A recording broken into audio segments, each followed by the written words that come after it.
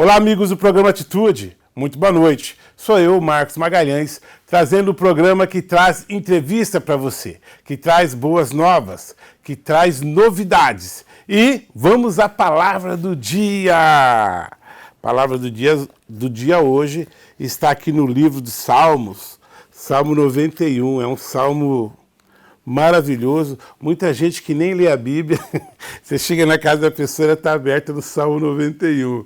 Por quê? Porque, olha, é muito interessante, né? As pessoas, mesmo quando não tem uma fé, mesmo quando não processa uma fé, mas mesmo assim ela tem medo do que possa acontecer a ela, não é verdade? Então, eu já fui em várias empresas, várias casas, que a Bíblia está aberta no Salmo 91. E nós vamos trabalhar hoje aqui, eu quero deixar essa palavra para você, do Salmo 91, do versículo 9 e o versículo 10. O 9 diz o seguinte: porque tu, ó Senhor, és o meu refúgio, o Altíssimo é a tua habitação. Nenhum mal te sucederá, e praga alguma chegará à tua tenda. Porque tu, ó Senhor, és o meu refúgio. Nós estamos vivendo um tempo de pandemia.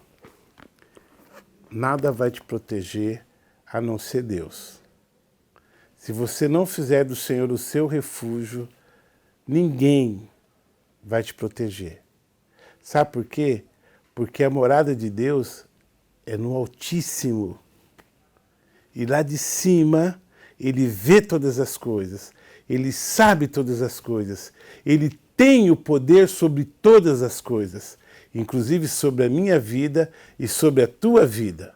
Então, se eu declarar que o Senhor é o meu refúgio e o Altíssimo é a tua habitação, nenhum mal te acontecerá.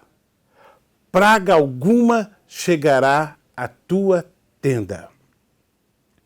Se você já tem intimidade com Deus, se você já tem intimidade com a palavra de Deus, você sabe o poder que tem, primeiro, nessa escolha, fazer do Senhor o seu refúgio. Segundo, nessa promessa, mal algum te acontecerá, praga alguma chegará à tua tenda. Se você já tem intimidade, você já sabe o peso dessa palavra. Você já sabe que ela é seu escudo, que ela é a sua proteção. Agora, se você ainda não tem intimidade, se você ainda não lê muito a palavra, eu te dou um conselho. A partir de hoje, todos os dias, você começa a ler o Salmo 91. Você leia de manhã cedo, ao acordar, e você leia à noite, ao se deitar. E Deus vai começar a ser o seu refúgio. E Deus vai começar a ser a sua fortaleza. E quando isso acontecer, nenhum mal te acontecerá. Praga alguma chegará à tua tenda. Quando eu falo praga nenhuma, eu até me refiro a esse vírus. Se você fizer do Senhor o seu refúgio e do Altíssimo a tua habitação. Deus te abençoe. O programa de hoje eu recebo aqui ele que é funcionário público, ele é policial militar, ele conseguiu fazer um balanço entre duas questões maravilhosas, né? Primeiro é a profissão dele e segundo a missão dele na terra, ele é pastor. Douglas Sukov, ele é pastor da Batista Lagoinha de Porto Velho. Ele é militar e ele é pastor. Pensa num homem simpático, uma pessoa extremamente agradável, uma pessoa extremamente inteligente e muito bem-humorada. Pastor Douglas, o senhor é uma bênção na minha vida e na vida de muitas pessoas. Nós vamos conversar no programa de hoje sobre igreja. Abre ou não abre? Igreja, é um serviço essencial ou não é um serviço essencial? O programa está muito bom. Hoje, dia 20 de abril de 2020. 2020 é o ano do Reino de Deus em Porto Velho, o ano do Reino de Deus no Brasil. No ar, trazendo novidades, trazendo a palavra, trazendo reflexão para a sua vida. Programa Atitude, agora.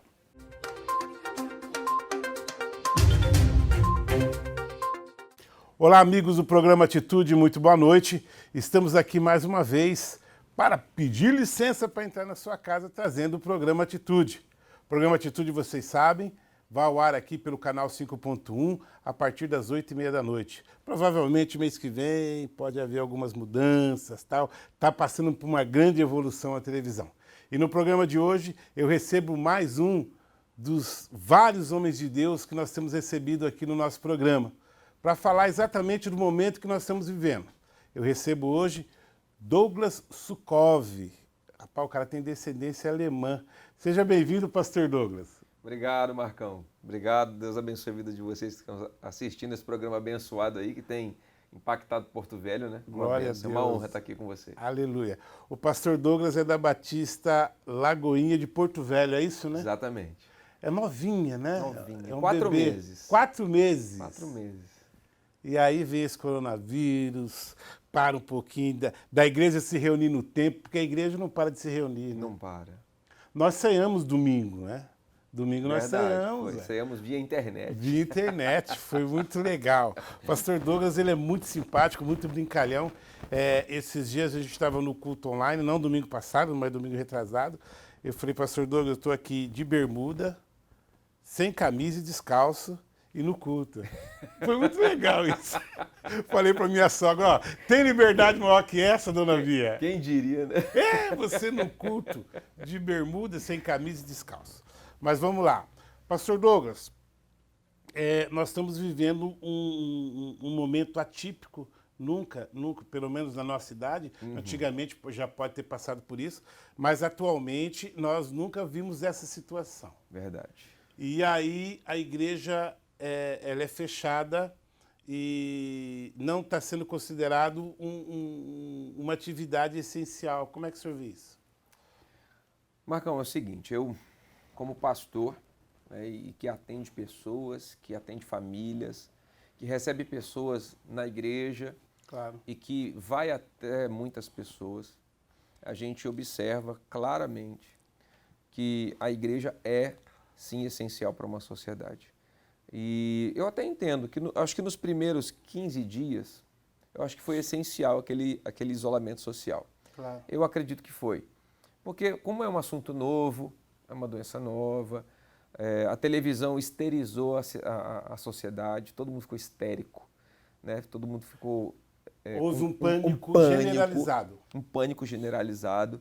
Então, eu acho que assim, as sociedades, a política, talvez não estavam preparados para lidar com a doença. Eu acho que foi essencial aqueles 15 dias de isolamento total. Eu me lembro que aqui em Porto Velho ficavam passando carros nas ruas, pedindo para ninguém sair de casa, pedindo para ninguém trabalhar, vetou tudo, né? Foi chamado isolamento horizontal, geral. Todo mundo geral. Todo mundo. Eu acho que aquele momento foi oportuno e importante, até para trazer para a consciência de todos nós, inclusive minha, como pastor, da gravidade do problema. Apesar de uma taxa de mortalidade baixíssima, a doença é grave, alastra muito rápido. Então, assim, até todo mundo entendeu o que era Covid-19, acho que foi importante os 15 dias desse isolamento horizontal, geral, total. Acho que foi muito importante. Claro. Até para que os pastores, estamos falando de igreja, né? Mas de vez em quando eu vou abordar também alguns outros segmentos, mas para que os pastores entendessem também, conscientizassem o seu público, conscientizassem o rebanho, né? Se adaptassem. Por exemplo, lá para Lagoinha eu comprei um galão de 5 litros de álcool gel para deixar na porta da igreja, porque eu achei que a igreja não ia sofrer esse fechamento. Então, para que todo mundo entendesse o distanciamento entre as pessoas. Então, para que houvesse toda essa assimilação de informações, eu acho que aquele momento era essencial. Né? Para o comércio, essencial também, claro, deixar somente ali as farmácias abertas, o mercado, show de bola. Agora, passou o tempo da conscientização, da educação, Passou o tempo de identificar quem é suspeito, quem está Quem tá no grupo de risco, quem é que tem que ficar em casa. Aí agora é como a gente já brincou dizendo, agora é a hora de separar o homem do menino. É verdade. Então aí agora, depois desse momento, aí sim era a hora de separar isso e voltar gradativamente as coisas ao seu normal. Ainda que não é um normal, né? Eu acho que não deve Claro. voltar ao normal total, mas ao normal assim, abrir as coisas, deixar que o salão abra também, né? Que as academias em determinadas situações, né? Desde que respeitado de maneira bem rigorosa. Essa é uma opinião, claro, particular. Claro, E pessoal. a igreja deveria já estar aberta, porque a igreja é, eu não vou dizer o único lugar da sociedade, porque aí talvez alguém me assista e diga que presunçoso, então não vou dizer único, eu vou dizer um dos, né? Claro. Eu vou dizer que a igreja é um dos lugares, um dos únicos lugares da sociedade que se encontra esperança, que se encontra uma palavra de paz, que se encontra aquilo que o ser humano tanto busca num momento como esse. Então, os pastores são aqueles soldados de guerra que estão lá para esperar as pessoas virem e lhes dar uma palavra de esperança, orar por suas vidas. Então, a igreja tem que estar aberta porque ela faz um trabalho essencial para a sociedade. É até comprovado cientificamente que a fé faz a saúde das pessoas melhorarem. A fé trabalha com produção de enzimas, daquelas enzimas essenciais para o organismo humano.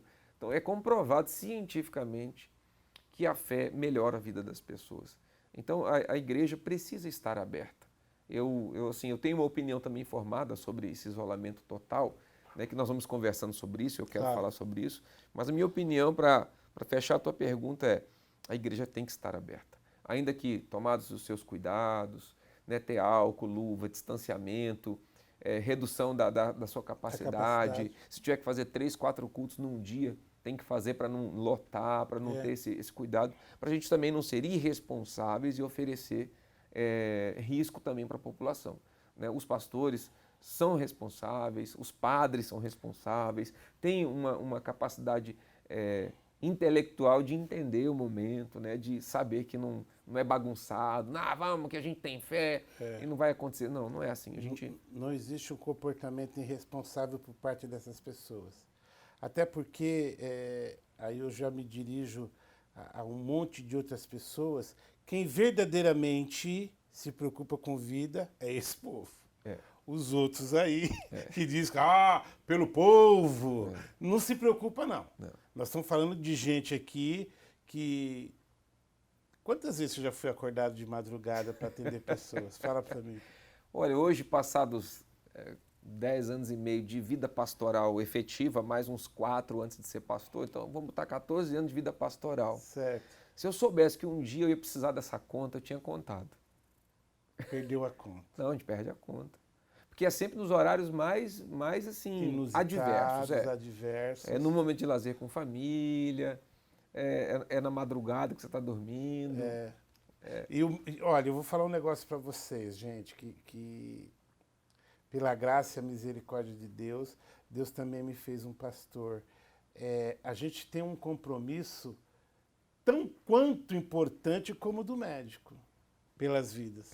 Com certeza. Apesar de, no meio da medicina aí, eu descobri que tem médico dando atestado para outro médico. Eu vou te dar o meu aqui para mim não vir e eu te dou o seu para você não vir, tá? Mas pastor não tem isso não. Não tem horário. Não, e além do horário, locais, né? A gente é chamado para ir atender pessoas em motel. Já tive que entrar em motel. Entrar meu carro lá, colocar atrás do outro carro. Já conheço outras histórias de pastor que pegou, às vezes, mais um pastor e um presbítero e foram no motel atender pessoas que lá ou estavam em perigo, ou arrependeu do que estava fazendo, e aí liga, me ajuda. Eu falo, cara, vou ter que ir no motel agora, Senhor. Né? De tanta boca de fumo, a gente tem que entrar na boca de fumo e falar, fulano, pastor, tem uma ovelha minha ligando aí, tá chorando, tá desesperada. Então, assim, a gente é aquela pessoa, a gente faz parte daquela classe que, como médico, como policial militar, não tem hora, não tem local, vai lá salvar a vida, resgata. Não tem hora extra. Não tem hora, não recebe extra não tem feriado, por isso. Não tem nada disso. Não tem. Chamou, vai lá.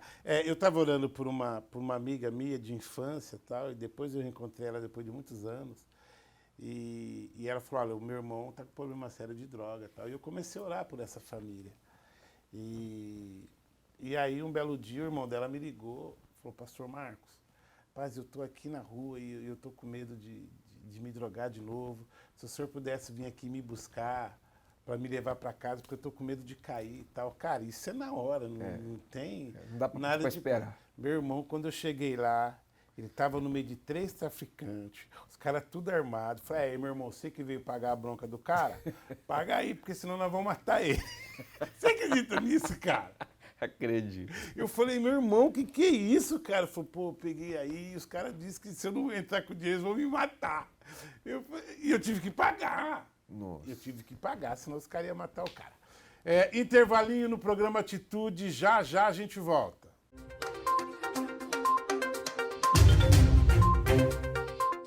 Estamos de volta para o segundo bloco aqui no programa Atitude. Estou recebendo o pastor Douglas Sukov. Quando a gente estava falando de isolamento horizontal, os primeiros 15 dias horizontal era o quê? Tudo que estava na linha do horizonte tinha que entrar para isolamento. Aí já no segundo momento, propor o isolamento vertical. Qual que é o vertical? O grupo de risco não podia sair. Pessoas idosas, pessoas já com doenças pré-existentes, né? Diabéticos, cardíacos, hipertensivos, esse tipo de gente, crônicos renais, né? E aí a gente percebeu agora, pela quantidade pela quantidade de vítimas, que esse isolamento horizontal foi muito válido, é isso que o pastor tinha falado. Mas agora não tem razão de ser, querer botar todo mundo de novo dentro de casa, não é isso, pastor Douglas? É verdade. Não, eu também acho um absurdo, para mim, um absurdo, o que se está fazendo com a nossa sociedade. Eu vejo que não é só em Porto Velho, não é só em Rondônia, é geral, né, uma tentativa de paralisar. Existe uma briga política, a gente sabe que tem uma questão ideológica, estão se vislumbrando o pleito Coronavírus é um pano de fundo. Pano de fundo, para daqui 2 anos ter gente querendo ser presidente da República. Então é o seguinte, eu acho um absurdo essa paralisação total ainda. Por quê? Porque eu penso da seguinte maneira, muitas discussões trouxeram o assunto econômico, né? Colapso econômico nas cidades, nos estados, a quebra de estados, e a gente precisa, de fato, se atentar também para isso. Claro. Eu acho que a economia ela precisa estar caminhando, e para isso era identificar quem é grupo de risco, identificar quem é suspeito, identificar quem foi contaminado, identificar as famílias, e aí essas pessoas que precisam de quarentena, elas vão ter a quarentena, o isolamento. Eu fico imaginando assim uma estratégia de guerra, onde sai ali, eu vou usar 600 mil soldados, que é o número que nós temos aqui em Porto Velho. População de Porto Velho. População de Porto Velho, nós temos 600 mil soldados. Esses soldados é que na guerra vão dando manutenção para que a causa que eles lutam flua, o povo deles consiga ir sobrevivendo, vivendo, claro, né? E ninguém toma essa cidade. Aí numa estratégia de guerra comum, isso é mundial, quando um soldado é ferido, 1 ou 2 fica para cuidar dele. Não interessa se aquele ferimento não vai levar à morte ou vai levar à morte.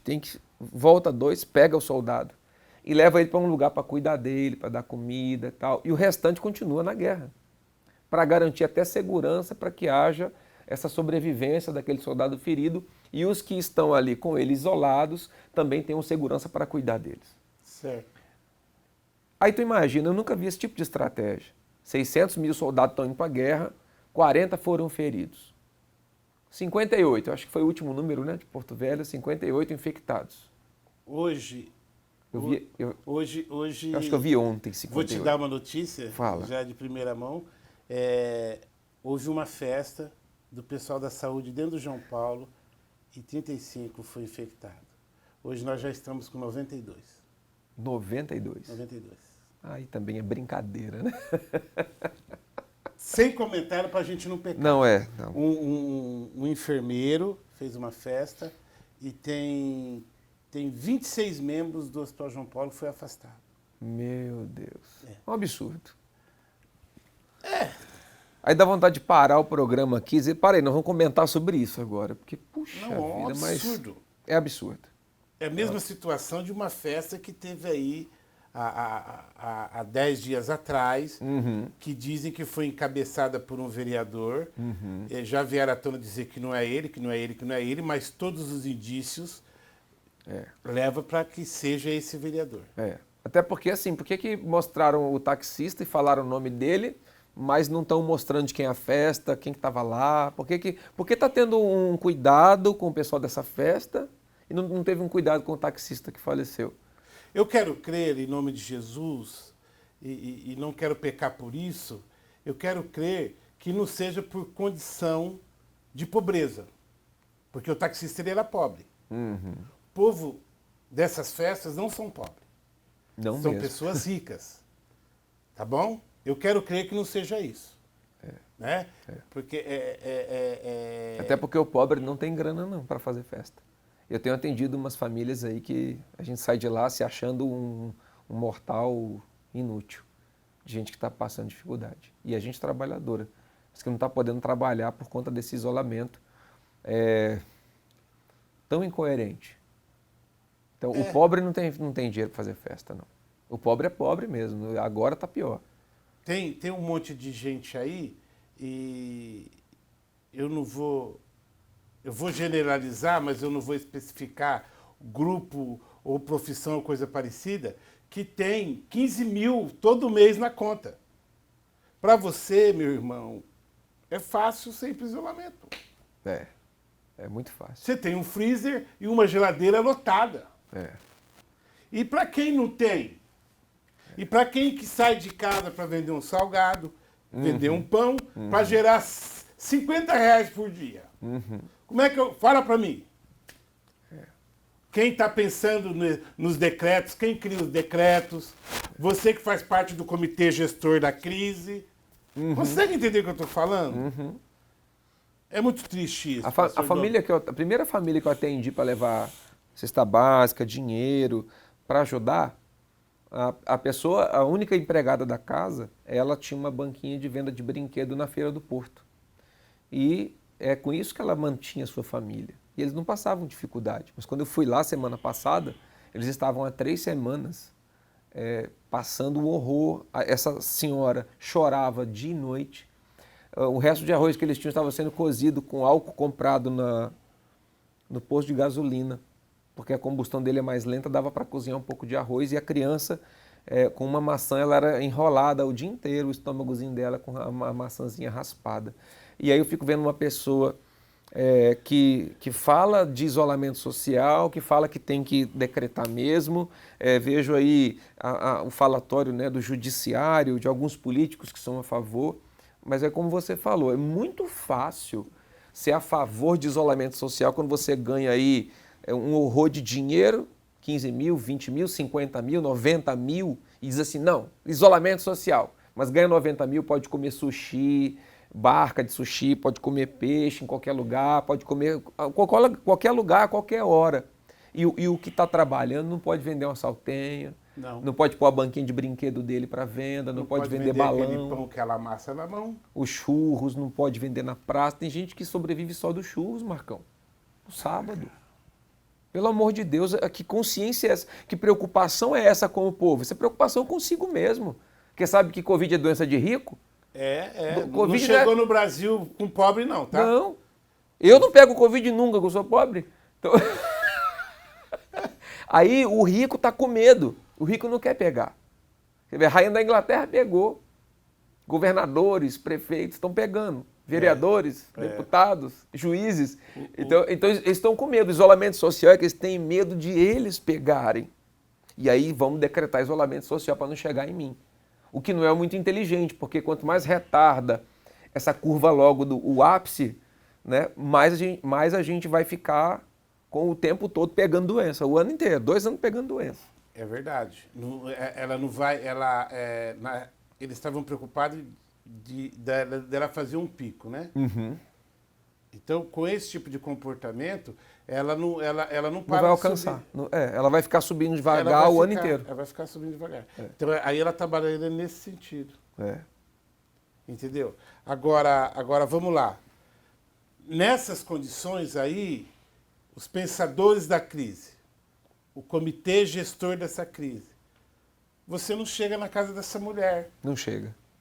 que está enrolando o filho com uma maçã na mão o dia inteiro. Não chega lá. Você não vai lá. Ó quem vai.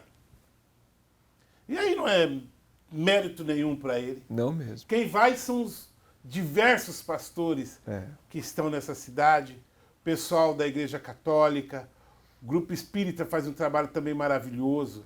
É esse povo que vai. Intervalinho, nós vamos se recompor aqui, que hoje está difícil segurar a onda. Tá barra. Já já a gente volta.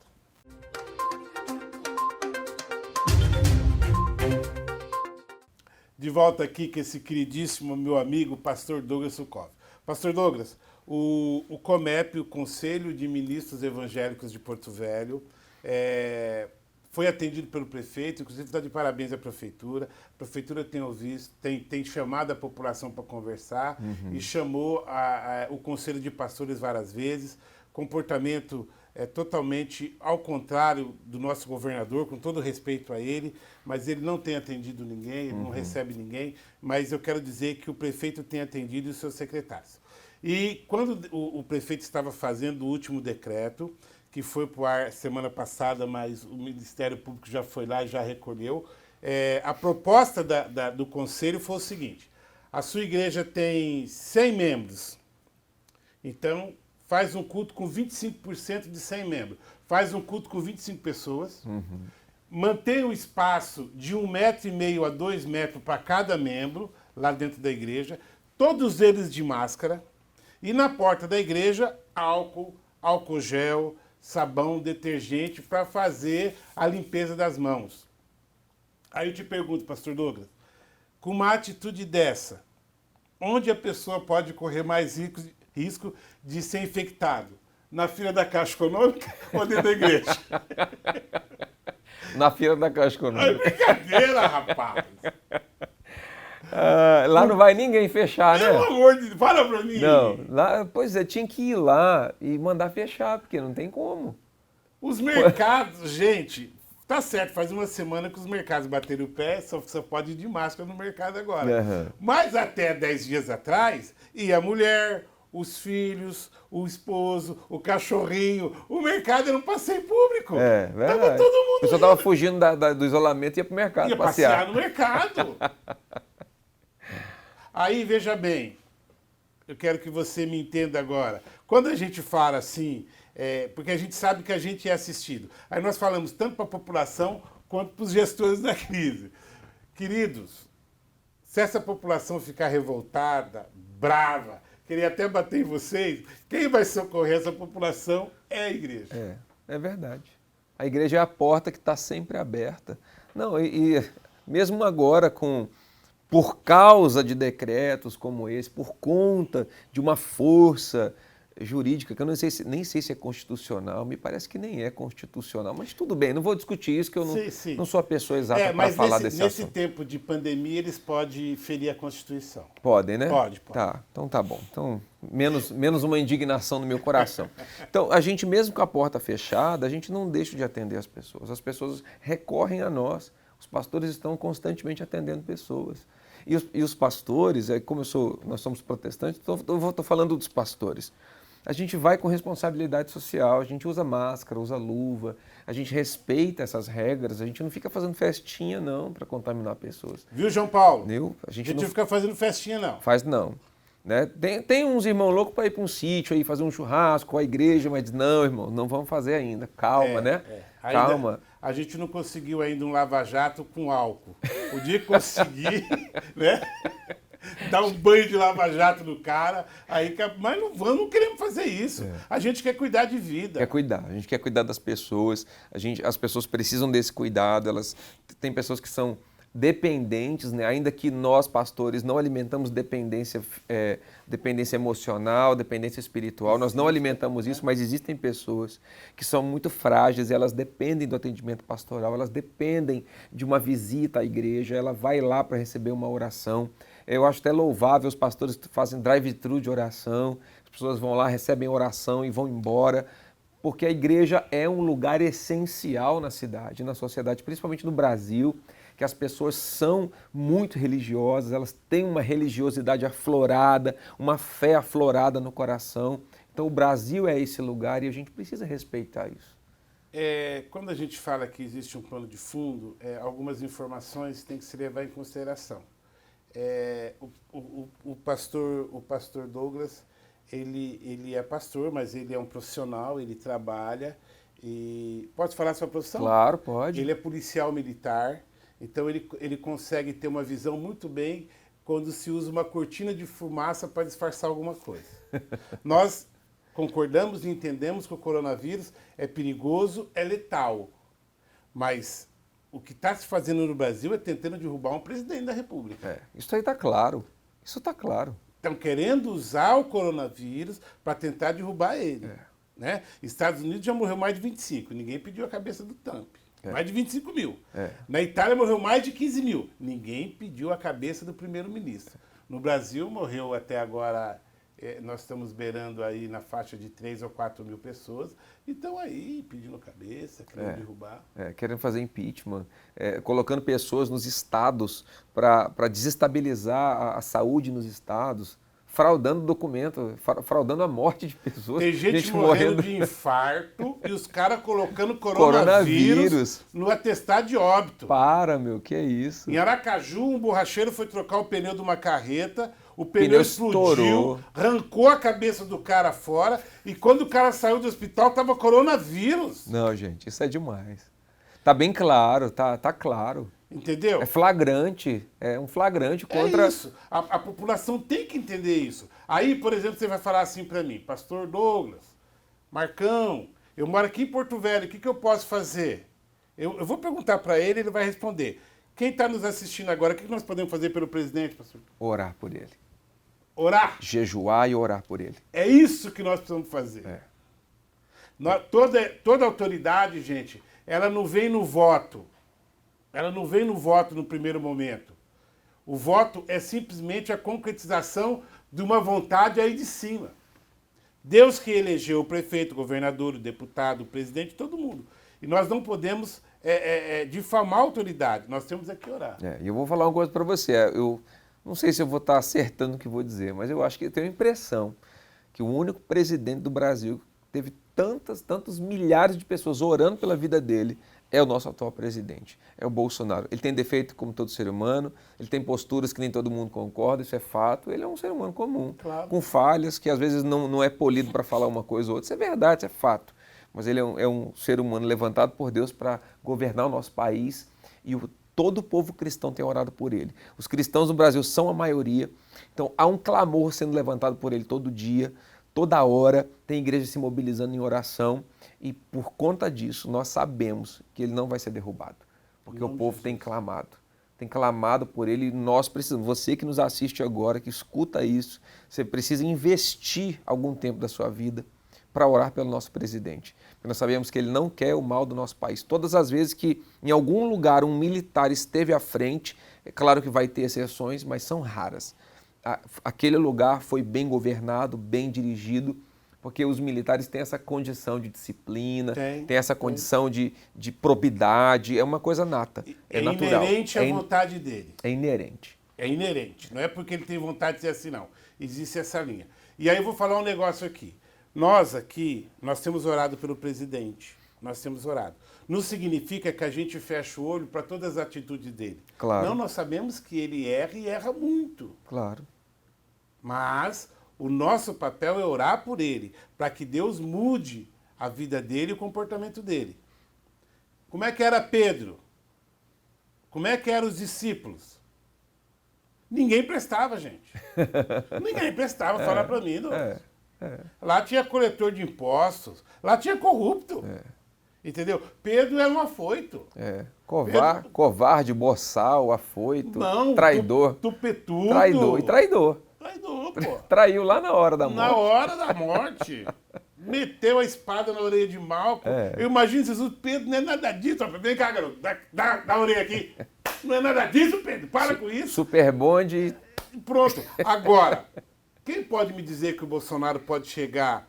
Eu tenho certeza que ele ainda não está no lugar onde Deus queria que ele estivesse, com o comportamento de um cristão. Mas eu nunca vi outro presidente entregar a chave da nação na mão de Deus. Eu vi nem entregar para Raymond, um monte de coisa. Olha, rapaz, eu vi cada coisa de presidente aí, mas ele não. Ele falou, olha, eu prefiro entregar para Deus e eu tenho certeza absoluta que essas orações têm sido a diferença na nossa nação. Tem sido. Tem sido. Aquele jejum do dia 5 foi um dia marcante. A igreja no Brasil inteiro jejuou pela vida do presidente, orou pela vida dele. Todo mundo sentiu uma diferença após aquele dia. Eu acho que nunca o Brasil havia tirado um dia para jejuar junto com o presidente, né? O presidente marcou o dia do jejum, talvez ainda tímido, né? Eu achei ele tímido no dia que ele falou do jejum. Não foi aquela palavra olha, ainda tímido, mas foi, ainda que tímido, o único presidente que eu ouvi nos meus 44 anos de vida falar em um jejum em prol do país. Nunca vi ninguém fazer isso e nunca ouvi falar que o nosso país tenha tido isso. Eu nunca vi, pastor Douglas, ninguém falar de Deus. Uhum. Eu tô com 54 Uhum. e eu leio muito. Eu nunca vi alguém falar assim, olha, vamos pedir a Deus que nos abençoe. Nunca vi. Eu vi, inclusive, o presidente falar assim, não, se o PMDB me apoiar, eu não preciso do apoio nem de Deus. O nome dele foi Tancredo Neves. Falou isso. Se fulano me apoiar, eu não preciso nem do apoio de Deus. Ele ganhou a presidência e não assumiu. Muito obrigado. Que Deus continue lhe abençoando, lhe capacitando e te dando estratégias Amém. E armas espirituais para que você consiga chegar a esse povo que tanto precisa. Amém, Marcão. Deus abençoe sua vida, continue abençoando esse programa, esse canal, Amém. Abençoando a sua casa, em nome de Jesus, recebendo a presença de Deus. Tenha a esperança e a alegria que dias melhores virão, em nome de Jesus. Temos certeza que dias melhores virão. Amém? Nós temos orado pela sua casa, nós temos orado por você, tá? Pastor Douglas é um guerreiro, tá? Se vocês quiserem falar com ele, pode ligar para mim aqui. Eu passo o contato dele. É um homem que... Vou falar aqui, o pessoal vai ficar bravo com nós dois. Espero que a Ana não assista isso. Ele não deixou de me abraçar, tá? Não mesmo. É um abraço, é um beijo, tá bom? É esse tipo de homem de Deus que está preocupado com vida. Me ajuda, vamos abençoar Amém. A casa das pessoas. Amém. Eu abençoo a sua casa, a sua família, o seu negócio. Eu profetizo que não há de faltar o alimento em nome na de Jesus. sua casa. Que não há de faltar o alimento espiritual na sua casa. Em nome de Jesus. Eu abençoo você com a paz do Senhor Jesus. Tchau. Amém.